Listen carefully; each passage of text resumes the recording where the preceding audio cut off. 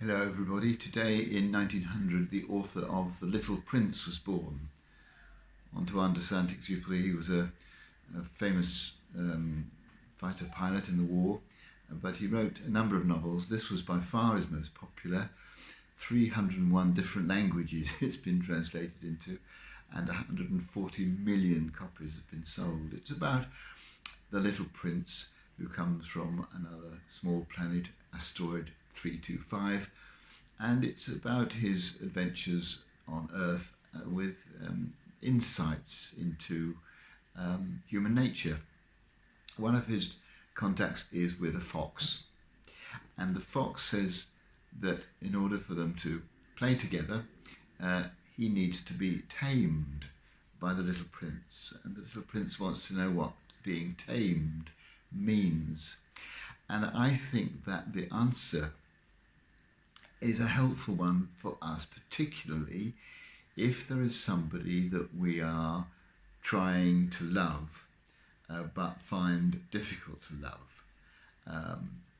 The techniques that the fox suggests for taming, which he says means establishing connections, establishing ties, the techniques are really ones that we could usefully use if we're trying to love somebody. So what are they? Well, first of all, the fox says that the little prince has to sit down some distance away and look.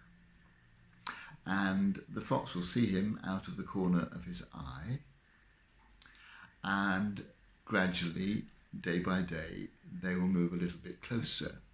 But the important thing is not to use words, because words, he says, are the source of misunderstanding. So the little prince says that he hasn't got time for this, and the fox replies that it's time wasted that is going to be the most important in developing this taming. And you've got to be patient, he says. But the prince says, I've got too much to do. And the fox replies, well, that's what happens in your world, where you think you can go into a shop and just buy something and there it is on a plate. This, he implies, takes time.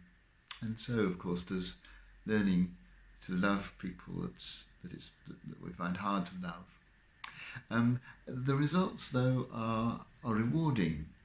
The fox says that if he is tamed, and eventually this is what happens, there will become sunshine into the life of the little prince.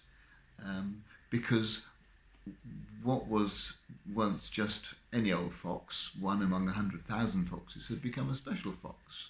And that brought sunshine would bring sunshine into the life of the little prince.